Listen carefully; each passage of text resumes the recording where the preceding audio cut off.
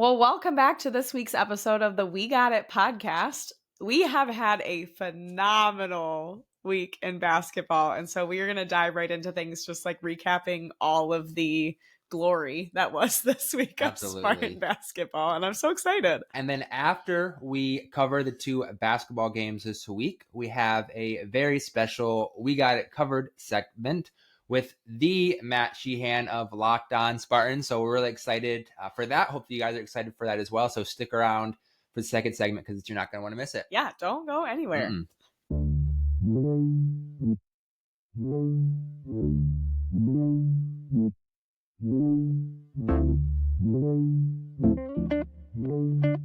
Welcome to the We Got It podcast, a Michigan State sports podcast for everyone.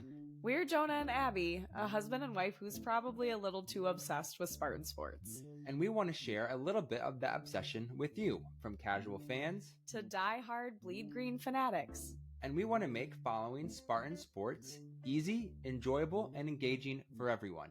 Go green!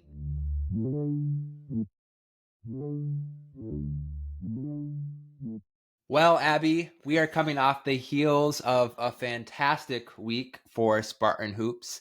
Not only 2 wins, 2 Big Ten wins, yes, but 2 emphatic, dominating Big Ten wins. Yes. I thought the win against Minnesota was dominant enough. Absolutely. I was completely satisfied with that win. You know, Minnesota isn't projected to be one of the top teams in the Big Ten, and so it felt like, hey, we should be able to handle this. But as we said last week, a game on the road in the Big Ten, you can never just not sweat it. You always have to take it seriously and put some respect on the Big Ten. I mean, it's just always so challenging. And so then I will get to Nebraska, but goodness, I didn't know it was possible to have a more dominant performance in the Big Ten. Yeah, I mean, I always say, and I've said this for years, that I'm never going to apologize for a Big Ten road game. I don't care if it's by 1 point or by 18 points like it was on Wednesday against Minnesota. So to get that 90-72 victory against Minnesota on the road, coming off of Maui, a big win versus North Carolina. Absolutely. Great sign for Michigan State. Absolutely. And I think, too, it was what happened in the game to get us there. So let's start with Minnesota. It was a literal team effort. I think 12 different players made buckets or had points at some point in that game. 4 players reach double figures. And then we had 8 players have at least 7 points against Minnesota. Oh, my word. I think the leading scorer in the game was maybe 13 points. Okay. So we have 8 guys between 13 and 7 points. Just a complete team effort. Oh, absolutely. And I think that speaks to kind of what we were pushing back on of does Jaden Akins have to step up and be it? Does any one player have to step up and be the guy this season? And if we keep playing like this, I think the answer is no. I mean, great if they do. Great if, Jaden or Jace goes off for 20 plus points in a game, or Frankie goes off. Booker, Jackson Kohler. I mean, there's so many options of people that could go off now. And so, yeah. I mean, I think that stat is impressive, the 8 players with at least 7 points. I think maybe the more exciting stat from that game, and as you've been listening or following the Spartan basketball team this season, you've known that 3-point shooting has been a huge woe for this team. Yikes. And they shot on the road 11 for 22 from 3, 50%. I will take that. Any day of the week. I don't care where it is, but especially on the road and your Big Ten opener, I will absolutely take that. I don't know if there's really a team in the country that Michigan State can't beat if they are shooting that well from the floor. Yeah. Well, and you even think about, I mean, it's so easy to go back and qualify games or whatever, but if we had even knocked down 1 or 2 more threes in the Kansas game, totally different story. No, absolutely. Even in the Memphis game as well, shot poorly from 3, and that's been the difference in those losses this year, and even the difference in having some of these wins not be bigger wins and just show out with 11 threes. Shooting 50% is a huge sign. Obviously, shooting 50% as a team isn't sustainable. Right. But we're not if you going can to get those performances here every so often while shooting improved in the other games, this team can go pretty far. Well, and it's what we needed to course correct from the previous 20-ish% average over multiple games. So we need a couple games of shooting 50% to get back to that sweet spot of, ideally, a good 3-point shooting team is hitting threes about a third of the time. So yeah, absolutely. We need to work towards that. So after Wednesday's win, which was an excellent win, I think vibes were feeling pretty good. Yeah, absolutely. Heading into the Nebraska game at the Breslin Center on Saturday. Home game on a Saturday. All the students are pumped, packing it out. But if you thought Minnesota's win was emphatic and dominating, yes, the Nebraska game was dramatically more so. Yes. And first half, definitely excellent things that we wanted to see. I unfortunately had to work on Saturday. So I was, listening to the lovely voice of Will Tiemann on my lunch break as much as I could. And heading into half, I remember texting you and saying, I'll take being up 10 against Nebraska at halftime. That seems pretty good. And then the second half was just a absolute smoke show. Michigan State beat Nebraska 89-52. So a 37-point victory. Word. That is Michigan State's largest margin of victory in Big Ten play since March 3rd of 2000. With a 114-63 victory. And can you guess the team they beat 114-63? March 3rd. We always play Michigan last, right? Pretty typical, at least late in the season. Is it Michigan? It was Michigan. So that was the biggest right now. Big Ten win since we blew the doors off of Michigan. Oh, man. En route to a national championship. That Nebraska win was against Michigan. But hey, it just means we can do it again this year. Yeah. I was telling you this the other day. I'm really trying to hold myself back from getting too ahead of things because I think when we start seeing this kind of success, it's what's going to happen in March? Yeah. And then you saying the last time we did that was in 2000. It's what happened in 2000? But history does have a tendency to repeat itself. You know what? I am just going to live in the fun that this week was. And, next game will bring what it'll bring. I'm living it up as a Spartan fan this week when it comes to basketball. And again, the love was spread through a lot of players. Oh my gosh, on Saturday too, absolutely. But two really highlight players were Jaden Akins scoring 18 points, shooting 4 from 8 from 3. Jace Richardson. We can't say enough about Jace Richardson. I don't think we're going to shut up about him all season. 16 points on, I think, 7 shots, which is insane efficiency. Yes. But really, just throughout the whole game, the ball movement, the offense, it was art. The ball movement was incredible. I think that is one thing that is hard to convey over radio. And so, like I said, I was listening as much as I could on my lunch break. And then I came home and watched a short recap of every bucket made. And I think my jaw dropped at one point. There was one pass in particular from Jaden Akins, but just in general, the ball movement was amazing. And I think that was something that made us look flat, especially in the first halves of this season's games. Right. It just felt like we weren't playing with as much urgency. And you can almost just see Tom Izzo's mantra of defend, rebound, run in their ball movement. Because even though defend, rebound, run doesn't really have anything to do with ball movement, it is urgency and it is intensity. And when you are doing all of those other things with that urgency and intensity, you're going to bring it to the offensive side of the ball too. But you also have to have the talent and the cohesion, chemistry to be able to do that well, because we have seen past MSU teams try to push ball movement and it's resulted in a lot of turnovers. I'm not naming any names, but AJ Hoggard was a major culprit of that. And so I think it was just so refreshing, especially from Jeremy Fears, from Trey Holloman, to have somebody at the point being able to facilitate that was just like a breath of fresh air to me. Absolutely. You were seeing guys give up good looks from 3 to get that one extra pass to get great looks from 3. And that's the sign of a good team, an unselfish team, a disciplined team, when you realize that it's not about me getting my shot up. It's about getting the team the best possible shot up. And that was really something early on the season. The half court offense was kind of struggling with that cohesion, getting that ball movement. So seeing this in Big Ten play is just super encouraging. And it makes it feel like all of the rotations in a way have been intentional, of like just getting all of these different guys used to playing together and feeling like no matter who's on the other end of this pass, I can trust them. And I think that's also something that's been severely lacking in previous teams, just because a lot of times those guys that were in that position didn't really have the talent to back it up, unfortunately.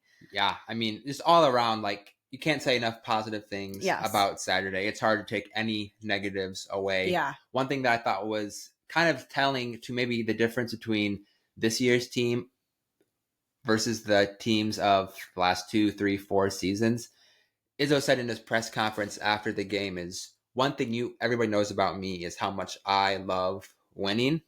But he said, this team loves winning more than maybe the last couple of seasons. Yeah. And I think, and again, maybe not to name names, but it's obvious. So interesting. Maybe. But this team wants to win more than they want their individual stats or to have those highlight plays.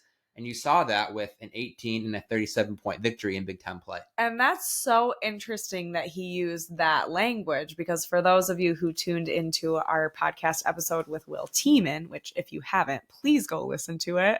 He's phenomenal. There's so much great Spartan lore packed into that episode. Will said the same thing about the 2019 team that beat Duke in the Elite Eight, was that team cared more about winning than they did individual glory. And they were willing to make that extra pass to a Kenny Goins to leave it up to him to shoot a 3 over Zion Williamson to win the game. Like, giving up a good shot for a great shot, even if it's maybe not from a player that you would expect that from.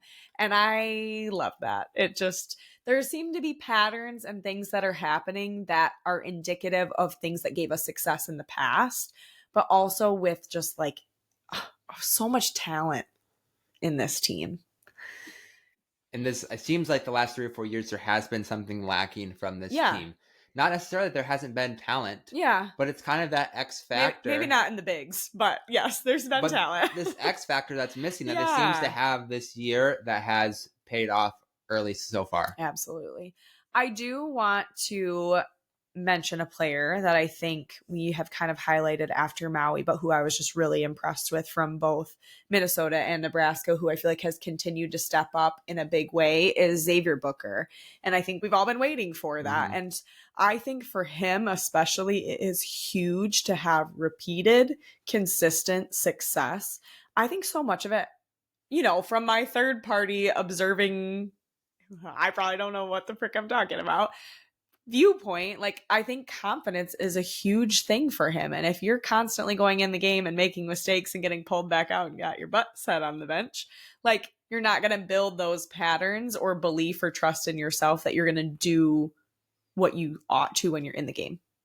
Is that fair? Totally. This is now 3 straight games for Xavier Booker where he's in double figures off the bench. Which I'm pretty positive that that's the first time in his career he's had 3 straight games of in double figures. And if you look at Xavier Booker in the first 5-6 games of this season, it seemed like the only kind of looks or opportunities that he was getting were from 3. Yeah. And he wasn't being aggressive. He wasn't being assertive on the rebounds or in fast break.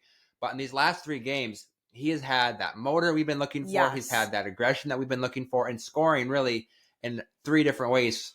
From the 3, from kind of above the rim as kind of an alley-oop guy, but then also getting his shot, getting to the basket, which is going to make you so much more of a threat against other teams' defenses. And now that you're saying that too, I feel like because he's a taller, lankier guy, like, he almost seemed kind of fragile in that 5 spot. And I feel like just some of the slams that he's had, he's gone up strong against other big men, is part of building that. Like, I think he's convincing everybody else that he's a big man too. Yeah, and we talked about it in our season preview, like, the ability for Xavier Booker to perform at a high level is greatly going to impact the ceiling of this team. Absolutely. And if Xavier Booker can play like that in these last 3 games more consistently, going through now the stretch of Big Ten play, the ceiling of this team is maybe not, instead, just not sweating Selection Sunday, Right. but playing for a Big Ten championship, playing for a high seed, playing deep into March. Absolutely. Yeah, I just, again, not wanting to get too ahead of ourselves and enjoying the moment that we're in, but it's exciting. It's going to be a fun basketball season. We're 2-0 in the Big Ten for the first time since 2021.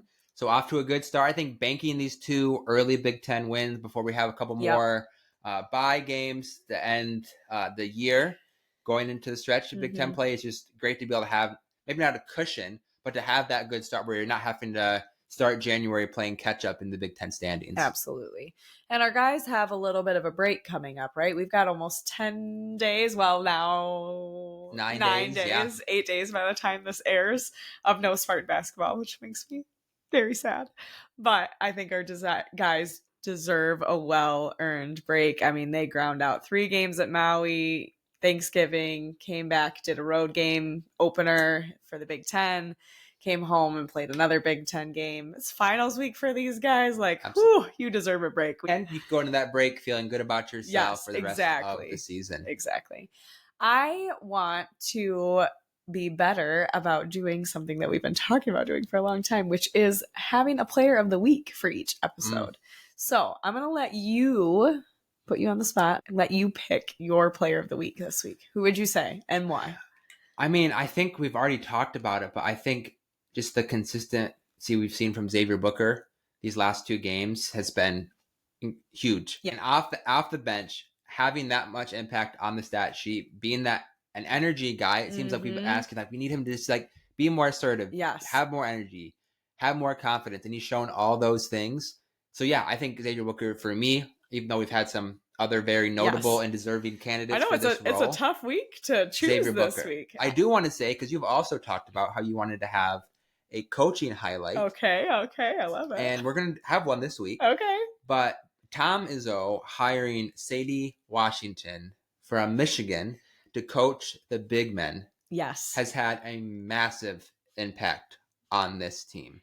I hate to admit that anything good can come out of the school on the east side of the state, but, you know, if we can take it from them and use it to our advantage, I'm all about it. And it seems like Michigan State, ever since Dwayne Stevens left Michigan State to coach Western, it seems like the big play overall has just taken a huge nosedive. Absolutely. It just seems not only like not really contributing, but really being a liability for this team. Dwayne Stevens was amazing. We were spoiled by him for so many years. But yeah, I mean, it makes sense that it took such a big hit when he left. And it's not like one guy has come out and just dominating. It's really been a by committee approach for this team. But to be able to get the most out of Jackson Kohler, Zyman Zapala, and Carson Cooper is massive. That. If you had told me, I don't know if you've noticed, but I tend to hold grudges. And I, have not been a huge fan of Jackson Kohler's or Carson Cooper's the last. Are they juniors? Yeah. Oh my gosh. Juniors. Okay, so the last 2 years and then this year. One, I will say, I think I was a little harsh on Jackson Kohler. I do not think that I realized how much his foot injury limited him last season, but especially Carson Cooper. I've been like, this kid isn't teachable. Like, he keeps going in and making the same mistakes every single game. He can't grab the ball with 2 hands. Yeah. And so I think that shows, maybe this is just my pettiness of like, basically, if you can convince me that Jackson Kohler and Carson Cooper are now good, which I am like 95% convinced of, means that Sadie's doing something right. And I think, at least for me personally, last year, there would be like 2 or 3, like, what the heck are you doing, Carson Cooper moments? 2 or 3 every few minutes. But it seems like, I can't remember the last time I had a, what the heck, Carson Cooper moment. And that's what we said this year. Like, these guys aren't going to individually blow up the stat sheet. But if we can kind of get a collaborative effort from the 3 of them, which we have throughout the whole entire season, again, that raises the ceiling of this team. And Sadie Washington is squeezing the most out of these players and developing them in a great way.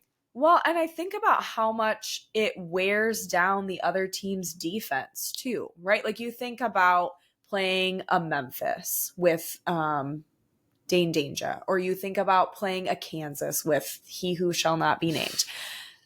When they sub out, it's like, oh, breath of relief. Like whatever sub is coming in is usually at like a lower level. And I felt that way. Well, I mean, we didn't really have a better level previously, but I guess I don't feel that for our team. Like if Zapala subs out and Cooper comes in, it's like, okay, cool. Or if Cooper subs out and Booker comes in, it's like, okay, cool. Like I don't feel like it's a downgrade. And if anything, all of those players have a little bit of a different style. And so you're constantly forcing the defense to adjust to that. But then they're also constantly playing against 3 or 4 big men that are pretty fresh. Yeah. And I think we are going to start seeing more of this pulling away in the second half, because if the other team that we're playing doesn't have the same depth, I mean, how do you hang with that? Exactly. No, it's great. And I'm getting myself more and more excited as we talk about it. It's so great. Well, Michigan State goes 2-0 on the week. Got about a week and a half off before our next game, but we're not going anywhere. Definitely not. So you don't go anywhere because we got a long, exciting season ahead of us. And we've got a really exciting rest of the episode, so don't go anywhere. Well, it's now time for the halftime show. So I'm going to turn it over to you, Jonah, to get us caught up on what is going on with the men's hockey team and the women's basketball team, because they are continuing to dominate. Yeah, so your number one Michigan State Spartans on the ice went into a road series versus Wisconsin this weekend, which is always sounds very tough. A tough place to play, a tough program to play against. They had a tough outing on Friday night, losing by a handful of goals. Okay. But they were able to bounce back on Saturday and get the overtime victory after being down 2-0. Wow. To split the series versus Wisconsin. And Go kind of Sparties. Looking across the rest of college hockey, there was a lot of top teams that were struggling on the road. I mean, that makes sense. So playing on the road, especially in Big Ten play, is going to be tough. If you can get those splits, that's massive for this team. I don't know exactly if they'll be number one still next week. They'll still definitely be top 3, top 4. But overall, a good showing from our Spartans to split the series versus Wisconsin. And I love being able to take the second win in that series. I think it feels a lot more deflating to win the first and lose the second. And hopefully those guys are getting to go into finals week feeling a little pep in their step from that. On Sunday afternoon, our 24th ranked women's basketball team faced, I love hearing that, DePaul at the Breslin Center. Okay. And they got a dominant win as well. They are now 9-0 on the year, heading into Big Ten play next week. Really the best spot this program's been in a long, long time. They're going to continue to climb up those rankings. They got a big game next Sunday against national runner-up Iowa. Okay. At the Breslin Center. Obviously, they don't have Caitlin Clark anymore, but that's true. It's never going to be easy in game. So if you're in East Lansing, show up for the women. Yeah, because they're going to be undefeated in the top 25, facing a solid program in Iowa on Sunday, and they deserve your support. Absolutely. I love to see it. So much dominance in Spartan sports. Let's keep it going.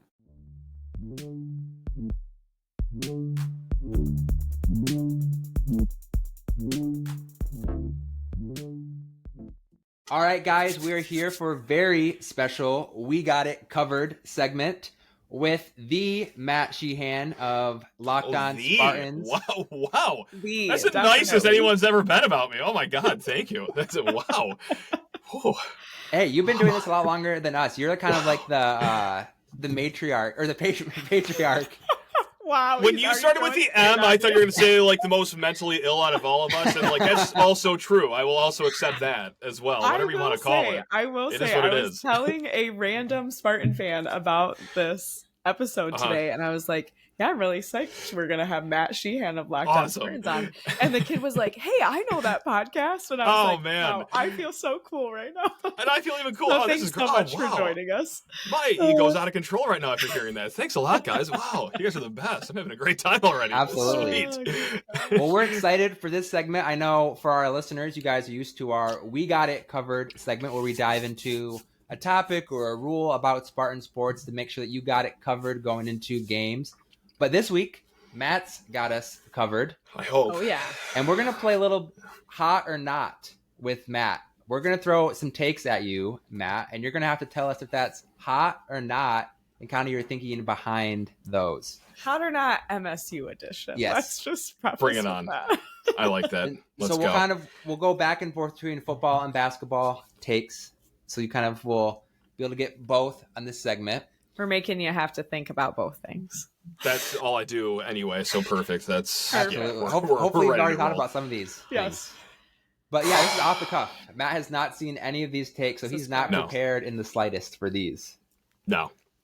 Why would I be? Come on. I'm barely prepared for anything that I do. Why add something I could study for in my life? I haven't studied for anything in about 9 years ever since I was a student. So honestly, that seems like a great way to go. I'm leaning more and more that direction. Do it live. Exactly. All right, so let's dive into it. First one is football related. Okay.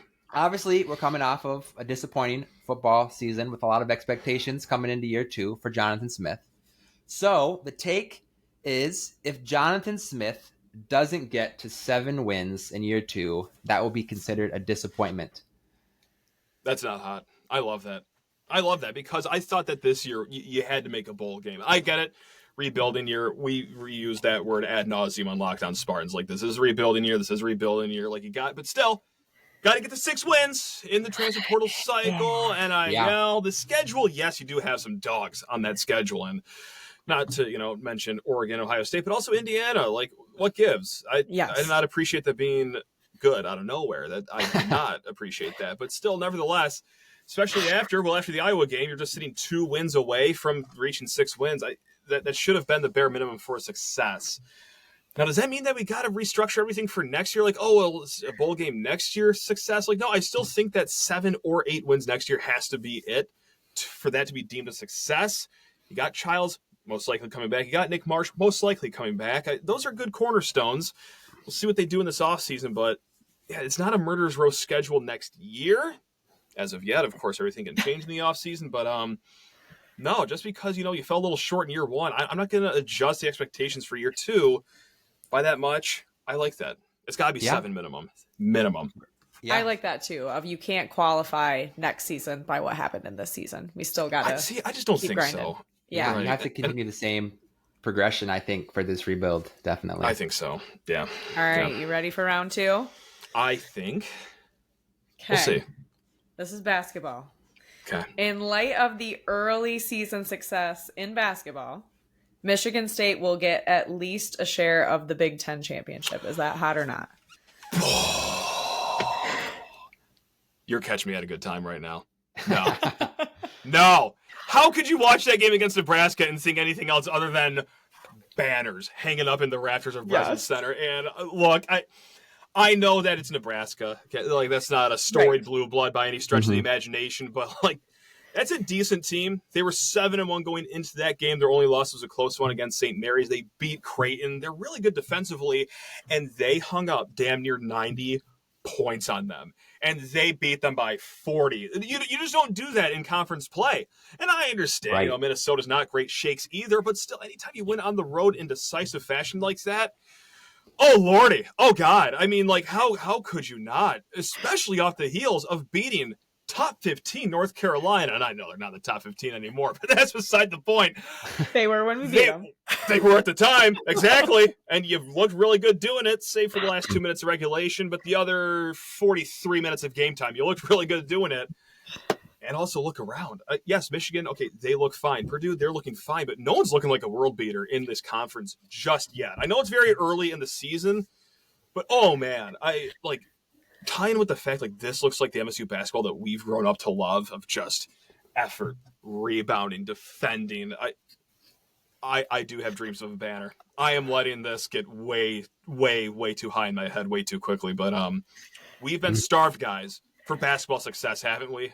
So it just takes 2 conference wins for us to feel like this. I'm all in. No, I like that. I love it too. I'm ready to get hurt again. It's gonna be We're great. exactly on the same page. We were saying the exact same things in our earlier segment, so I love it. Apparently, though, our takes aren't very hot. Yeah, I know. We're going to have to step up the spiciness of these.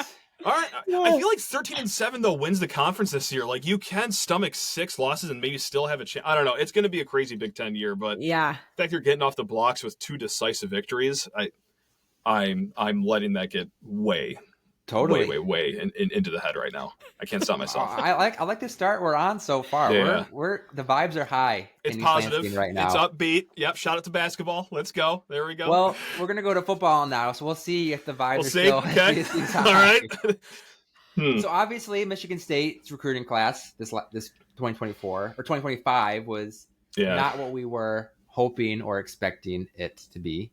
But transfer portal opens up today, on Monday, when you're listening to this episode.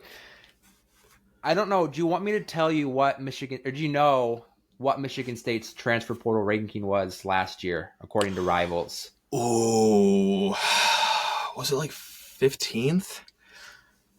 It was around there. So the take for this episode, or for this, is Michigan State will finish with a top 10 transfer class. Oh man, I think that's a little hot, but it's doable. It's a doable hot. Does that make sense? I know people have said that at Rick's many a times, maybe, or Harper's perhaps, but like that is a doable. It's like a 7. It's like, you know what? Yeah, it's like you're run of the mill 7 after a few beers. You know, like I think that it can be done because look, it's not like Michigan State brought on 26 kids in this class. That's also part of the reason that it was ranked so low. Mm-hmm. I don't think they ever got north of 20. So what that does, it gives you more scholarships to play with in the transfer portal. Now, what's really going to be the storyline here, how strong is Michigan State's NIL? And obviously, it's strong enough to have Aiden Childs. He ain't here for free. Nick Marsh, most likely sticking around. I don't think he's doing that just because he walks down the Red Cedar River. You know, I think that money also talks there, too. Mm-hmm. But the hard part is with transfer portal additions. In Michigan State's shoes, you are a program that has not gone to a bowl game in 3 years. Like, if you're a top-ranked transfer, what makes Michigan State appealing? It's going to have to be the green. And I'm not talking about the jerseys that we wear. I'm not talking about all the foliage around the camp. I'm talking about that money. Like, MSU's money is going to have to talk for them to get top flight transfers. Will it happen? I just don't think it's going to be strong enough for it to land in the top 10. But numbers-wise, it might. So I think it's just going to be on the outside of the top 10. That's a good one, though. If it is in the top 10, we'll be doing backflips here because that means, well, our NIL is actually as strong as everyone says it is. And we can actually dream about success in the next year. So, yeah, that'd be great if it's top 10. Can you guys make that happen, please? No, we'll try, definitely. Okay, but thanks. the reason... Thanks, guys.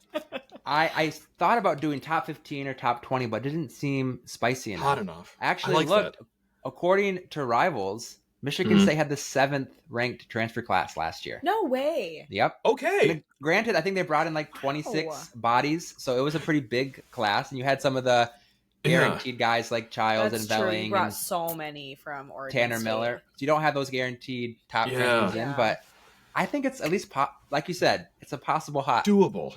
If the you'd have to overachieve, but it's doable, I think. Yeah. I just don't see it because I just think there's other programs out there that are just in better shape than ours. Sorry, I just tanked the vibe right there. I just did it. I'm sorry. That's on me. That's on me. I love it. That's fantastic. All right. Apparently, I'm just doing all the basketball. Yeah. Okay, here we go. You bring the good news then. Perfect. Yes, thank you. That's how I feel about things. I like this. Hot or not, number 4. Ooh, I like this one. Okay. Jace Richardson is the best true freshman since Gary Harris. So that means better than JJ, better than Miles. Oh, man.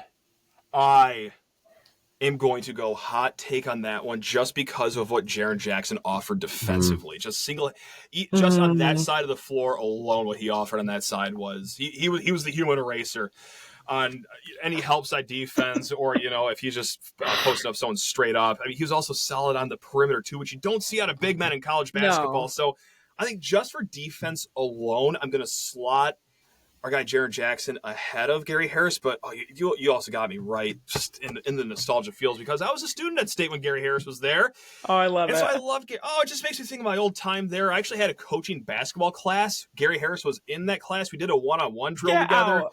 He must have been going. Oh, it was amazing. He must have been going That's not 15% effort. Oh, it is incredibly real. That's And we did one where we got to amazing. like go up and down the court, cross each other over. He was going maybe 15% effort, and I almost saw both my ankles evaporate right under my own body. So halfway through, like I was like thinking, like I'm gonna tell my kids about this one. Yeah, This is that's nuts. actually, Like you got to tell this story more often. I know I'm 1-on-1 with Gary Harris right now. This is great, and but yeah, God, even with the nostalgia feel, I gotta go with Jaren Jackson just ahead of him. So that's a thinking man's hot or not though. That was a good one. I like that. That's fair. I think I forgot too, because Jaren not only won Big Ten Freshman of the Year, but he won Big Ten Defensive Player of the Year as a freshman, racer as well. Amazing. But, I know.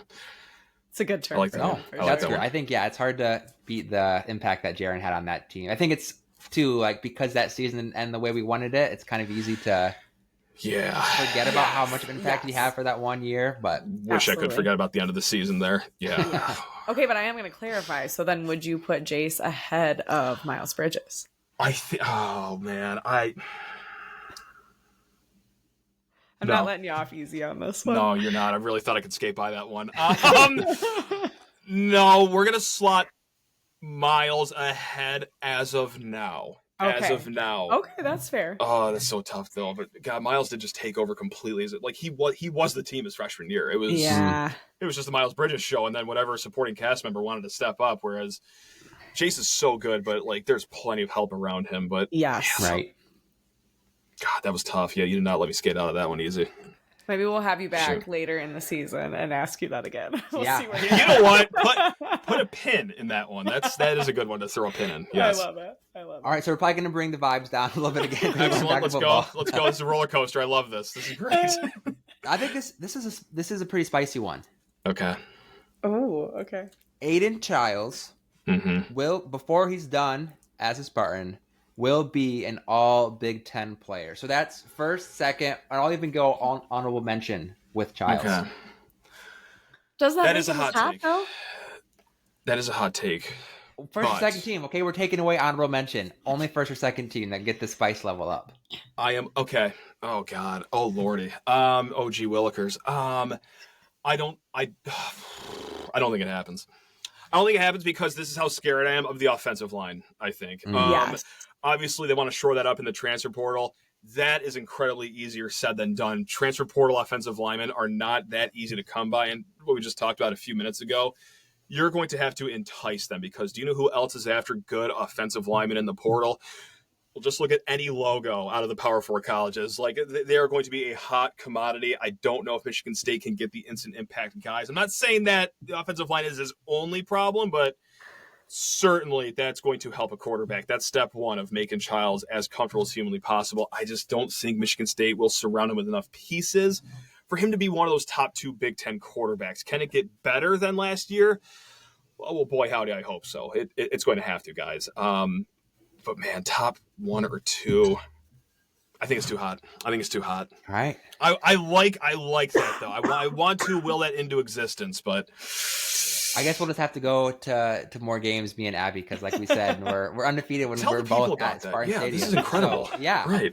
I know when we were talking with Matt before going live, we were saying that me and Abby have never gone to a football game together where Michigan State has lost. So we're gonna have to get season tickets. You guys are a wagon soon, so that we're there. And of course, now that we've said that, I'm so superstitious. No, I gotta start knocking on some wood. Anything that I'm on is never jinxed. It's fine. No, you guys are fine. Perfect. It's all good. You're the lucky what a child, power bro. couple, by the way. Goodness gracious, you show up to Spartan Stadium and they just deliver a win. Like, look at you guys. Wow. We did have Amazing. tickets to the Rutgers game, and that was part of our reason for you didn't have to include that. You did not have to include that. No, you just out yourself. Oh, yeah.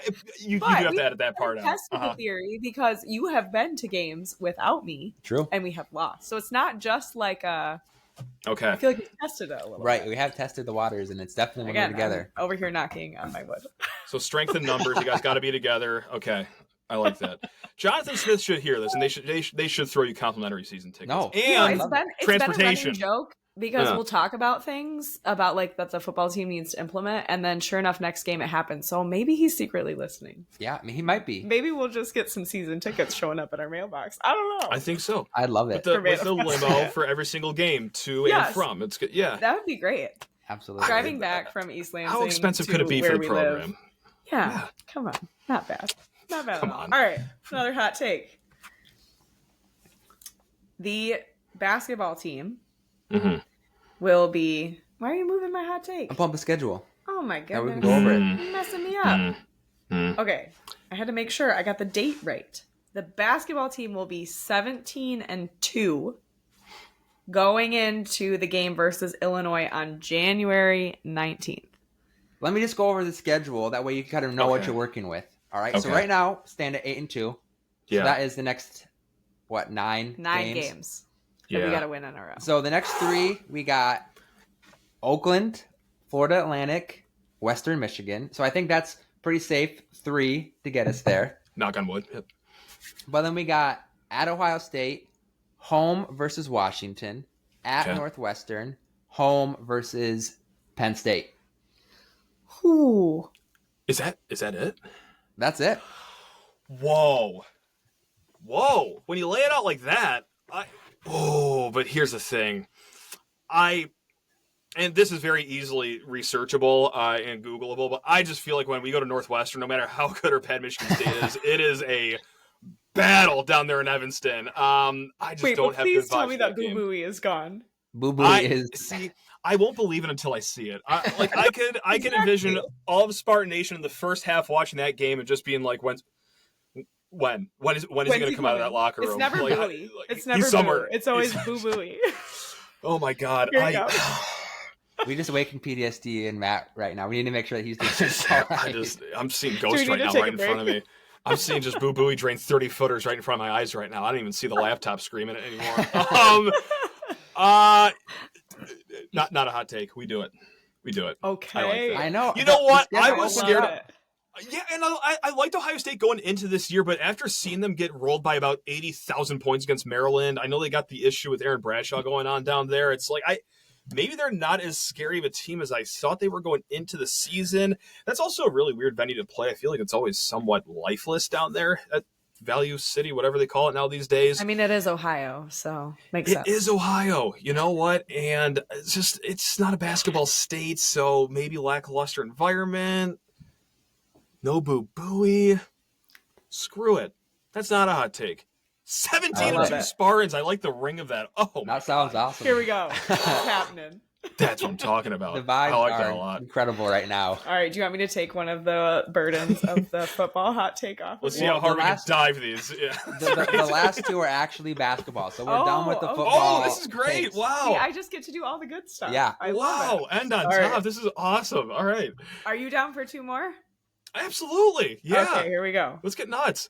Next one. This is football. I missed that one. You were lying to me. Shoot, that's a fast one. He pulled a fast one right there. Did. I like that. I tried to make you bring the vibes down instead of me. I'm gonna make you do this one now. All right. Oh, no. I think this one's. We'll see what you say. The 2025 recruiting class for Jonathan Smith will be the worst in his time at Michigan State. It better be, right? It has to be. I can't do this. We can't do this as a Spartan collective here all over again next year. We're looking at a 50th ranked class. No, that's got to be his worst. I mean, just as not just a Power 4 team, but one of the teams that are playing in either the SEC or the Big Ten. You're going to have those revenue sharing out of most of the schools here. I mean, have some pride, MSU. 50th. I better never see our ranking start with a 5. Even a 4. I don't want to be in the 40s ever again. It's got to be, and I'm setting the bar kind of low here, it's got to be in the 30s or better from here on out. So I think that's got to be his worst class. It needs to be. Oh, God. Right. We can't do this again. I think everybody inside and outside of that football building is thinking the same exact thing. I hope they are. I no really disrespect to these hardworking high school kids, but like this ain't sustainable. Like you can't have a 50th ranked class every single year. So nope, absolutely. Yeah, that's where I'm at. Very fair. Yeah. Okay, now for real, there's 2 more, please. And they're all good vibes going forward. Thank God. Okay, I honestly love this one. Okay. Jace Richardson will drop 30 points in a game this season. Whoa! Oh man! Oh wow! I had to fan myself off if that ever happened. Hot.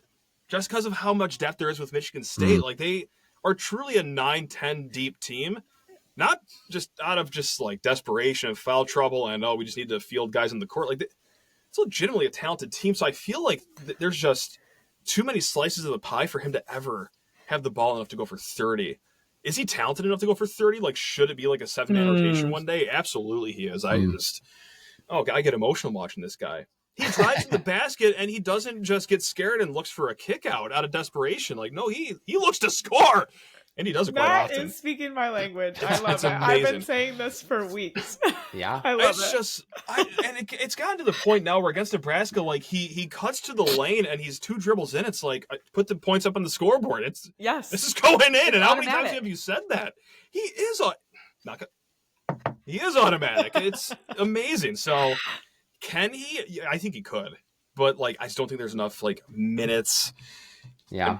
The ball sharing is too much on this team. They're just too good at sharing. There's too I like nice the critical people. thinking. My little Spartan heart was like, heck yeah, he can. But what do you think about the opportunity? I think that's the barrier. It's just and it's a good barrier to have. They're just too good and deep. Yeah. That's an MSU problem. That's a good problem. The reason I included this one is if you look at these games that he's scoring 16, 18 points, it's only off of like 7 or 8 shots a game. I know. So if he gets an opportunity to shoot 12, 13 times, there's an injury or foul trouble, I would let him. Definitely a real possibility, I think. But I like Matt it. said it's hot. So all right. it's hot. It's hot. I think it's hot. All right. Strong. All right, though. Jonah, bring us home. All right, we got one more. All right. Sticking with basketball. You better make this a good one. I think it is a good one. I think this is a good one. I'm going to be disappointed if it's a flop. Sadie Washington has saved the center position for Tom Izzo. Yes. How could you watch these centers and not say yes at this point, right? I understand the bar was 20,000 miles beneath Earth's crust going into the season. Like the only way to go was up. I think us 3 could have done a better job than last year's center position. No disrespect to all of those kids involved, especially Madi Sissoko, who I just feel horrible whenever I got to talk about him because what a guy. What a gentleman. If my kids grow up to be a 10th of the man that he is, well, that's just great parenting right there. Now, I'd also like them to be more than a 10th of the basketball player he was. That's so mean. It's just so nice watching a center catch a ball. Step one, not bring it down immediately to the floor or crouch down inexplicably, and just go right up for the layup. It has gotten a lot better. I don't know if that's Sadie Washington. I don't know if that's just the way Zapala was just taught basketball of, hey, son, oh my gosh, you're damn near 7 feet tall. Never bring that ball down below your chest ever in your life. Whatever it is, the center position is a marked improvement. And of course, you got to shout out Jackson Kohler. I'm sure Sadie had something to do with that. But I mean, the kid clearly has work ethic. That Nebraska game, I mean, he's on the floor more times than he's on his own feet. This man is a Spartan dog through and through. I think Carson Cooper's just trying his best out there. I mean, the poor kid can't see through that Phantom of the Opera mask that he's got going on. But otherwise, Sadie Washington, just even 10 games into the first season, marked improvement in the front court. So, and speaking of Carson Cooper, we were saying earlier that I feel like last season, every other possession, it was like, what the heck are you doing, Carson Cooper? Yeah. And I honestly can't remember the last what the heck Carson Cooper moment in this season, which is definitely, like you said, the bar is low. Improvement. Right, exactly. Yeah. And I yell a lot at the TV. Just play like a tall person. I haven't said, what the heck, Carson Cooper? Yeah. It means we're doing pretty good. No, that is good. See, market, the less we're yelling at the TV about the center position, the stronger the higher for Sadie Washington gets, and that's all we need in our lives. That's a good measurement of fantastic. For sure. Well, Matt, we couldn't have done Hot or Not without you. Thank you so much for joining us for this segment. That's the most pressure I felt in years. That was... You handled it like a champ. Thanks. This was a lot of fun, guys. I was pumped to hop on this. This was a hoot and a half, so really appreciate you guys having me on. You guys are the best. Absolutely. We so appreciate you hanging out with our little podcast and of course, being part of the We Got It Covered, but this week, Matt's Got It Covered segment. So thanks for bringing it home. I guess. No, you guys are the best. So really do appreciate you guys. We got this. Go green. Go white. Go state. Let's go. Basketball's back. Football to be determined. Basketball's back. Let's go.